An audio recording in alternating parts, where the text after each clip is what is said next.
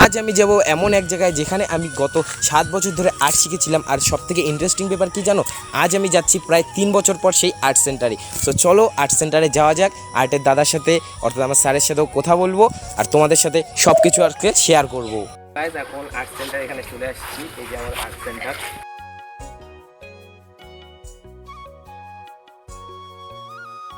তো গাইস এখন আর্টের সেন্টার এখানে চলে আসছি, তো এখানে বাচ্চারা দাঁড়ায় আছে।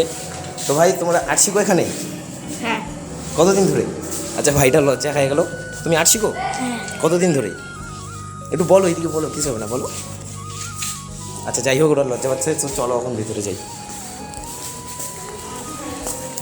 সত্যি বলতে আর্ট সেন্টারটা কিন্তু আগের থেকে এখন অনেক পরিবর্তন হয়ে গেছে। এখন বাচ্চারা কিন্তু এখানে আর্ট শিখছে, বর্তমানে বলতে গেলে আরও হয়তো ছাত্র আসবে পরে।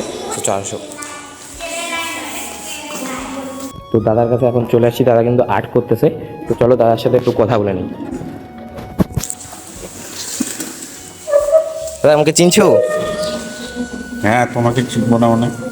আচ্ছা কেমন আছো? ছাত্রই ছিল। কেমন আছো বলো? আছি, এমনি ভালো আছি। আচ্ছা তো আজকে এখানে হঠাৎ করে আসলাম।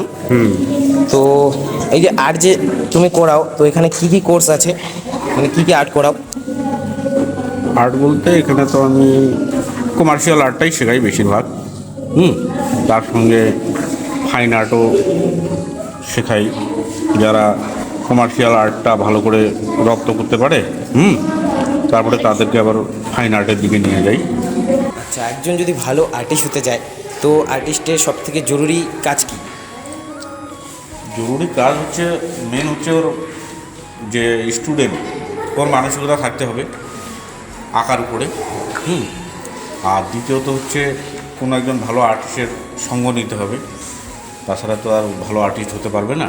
তো গাইস এখানে কিন্তু দাদার সাথে কথা বলে নিলাম। তো চলো এখন কিছু স্টুডেন্টদের আঁকা দেখা যাক, তো ওরা কীরকম আর্ট করছে। তো চলো, এটা এখন স্টুডেন্ট কাছে আসছি, এই যে স্টুডেন্ট, তো এখানে আর্ট করেও। তো চলো ওর আজকে আর্টগুলো দেখা যাক। তো এখানে কিন্তু দেখতে পাচ্ছ কত সুন্দর আর্ট, তো এখানে আরও আছে, খুব সুন্দর আর্ট কিন্তু।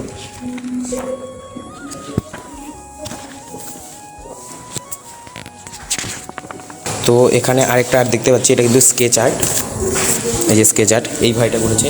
তো চলো ভাইয়ের কাছ থেকে শুনে নেই আর ভাই কবে থেকে আর্ট শিখে আর কি কি করে। ভাই তো তুমি যে এখানে স্কেচ আর্টটা মানে করছো, কতদিন ধরে আর্ট শিখো এখানে? 2 বছর। 2 বছর। আচ্ছা, দাদা কীরকম আর্ট শেখায়? খুব ভালো শেখায়, খুব যত্ন সহকারে এবং খুব মানে আর কি ভালো জায়গায় পৌঁছে দিতে মানে। তো আজ তোমরা শুনেলে দাদা কিন্তু সত্যি খুব ভালো আর্ট শেখায়। তো তোমরা যারা যারা এই আর্ট সেন্টারে আসতে চাও, আমি কমেন্টে দরকার পড়লে লোকেশন দিয়ে দিব। সো চলো এখন এখান থেকে যাওয়া যাক, এখানে বেকার ডিস্টার্ব করবো না, আর বাচ্চারাও আছে তো আর্ট শিখুক। সো চলো এখন আমরা চলে যাই। তো যাই হোক, আমরা আর বেশি ওখানে ডিস্টার্ব করলাম না, কারণ ভিতরে আরও ছাত্রদের আর্ট শেখাচ্ছে। সো আজকে সত্যি বলতে গাইস এখানে প্রায় 3 বছর পর আসলাম, 7 বছরের অভিজ্ঞতা আর্টের। তো একটাই কথা বলবো, আইসে খুব ভালো লাগলো, দাদার সাথে কথা হলো। এর সামনে কিন্তু রাস্তা একটা দেখা দিই, তো এই রাস্তার মধ্যে কিন্তু আমার অনেক স্মৃতি, অনেক গল্প জড়িয়ে আছে। এই রাস্তা দিয়ে আগে আমি অনেকবারই যাওয়া আসা করতাম। তো তোমাদেরকে একটাই কথা বলতে চাই, তোমরা যারা যারা স্কেচ আর্ট করো বা নর্মাল অয়েল পেন্টিং করো বা পেন্ট বা যে কোনো আর্ট করো, তো তোমরা মনোযোগ সহকারে করো, আর এই সেন্টারে কিন্তু তোমরা আসতে পারো।